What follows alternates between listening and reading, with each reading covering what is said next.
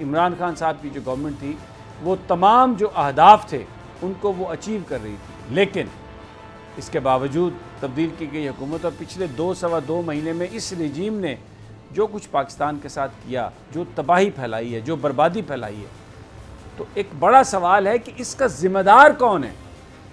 کون لوگ ہیں جو اس کے ذمہ دار ہیں؟ وہ یہ کہہ رہے ہیں کہ جو سروے آئے اس میں یہ ثابت ہو گئی بات کہ عمران خان صاحب کی جو گورنمنٹ تھی وہ تمام جو اہداف تھے ان کو وہ اچیو کر رہی تھی، لیکن اس کے باوجود تبدیل کی گئی حکومت اور پچھلے سوا دو مہینے میں اس رجیم نے جو کچھ پاکستان کے ساتھ کیا، جو تباہی پھیلائی ہے، جو بربادی پھیلائی ہے، تو ایک بڑا سوال ہے کہ اس کا ذمہ دار کون ہے؟ کون لوگ ہیں جو اس کے ذمہ دار ہیں؟ کہ جو بات عمران خان نے کی ہے کہ ان کی حکومت کے دور میں جس طریقے سے ہر شعبے میں ترقی ہو رہی تھی کرونا کے باوجود، تو اب پچھلے سوا دو مہینے کے اندر ملک میں جس طرح کی معاشی تباہی آئی ہے، یہ اس حکومت کے دانشور اس کا ذمہ دار سابق حکومت کو قرار دے رہے ہیں۔ حالانکہ خود جو ان کی حکومت نے اقتصادی سروے جاری کیا اس کے اعداد و شمار بتا رہے ہیں کہ عمران خان کے دور میں ملک معاشی ترقی کی طرف گامزن تھا۔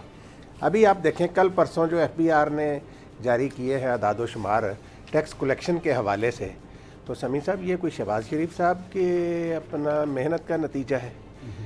مسئلہ یہ ہے کہ اس وقت سارے کا سارا ہر خرابی کا ذمہ دار عمران خان کو قرار دے کر یہ جان چھڑانا چاہتے ہیں۔ ان کے وزیر صبح شام یہ گردان کر رہے ہیں کہ جی عمران خان کی وجہ سے، عمران خان کی وجہ سے۔ سمیع صاحب دیکھیں، شہباز شریف نے جس دن اقتدار سنبھالا اس سے اگلے دن انہوں نے کیا کہا کہ دیکھیں ڈالر بھی نیچے آ گیا ہے، سٹاک ایکسچینج بھی ٹھیک ہو گئی ہے۔ تو اس کے بعد کیوں ڈالر اوپر چڑھ گیا؟ ان کے آنے کے ایک دن کے بعد تو ڈالر نیچے آیا، تو ان کے جب وہ جو دن گزرتا گیا ڈالر مہنگا ہوتا گیا۔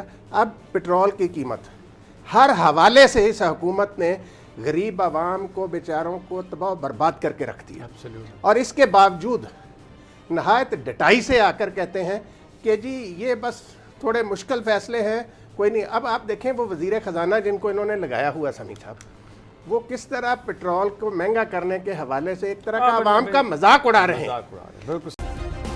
سبسکرائب کریں اور بیل دبائیں تاکہ کوئی خبر رہ نہ جائے۔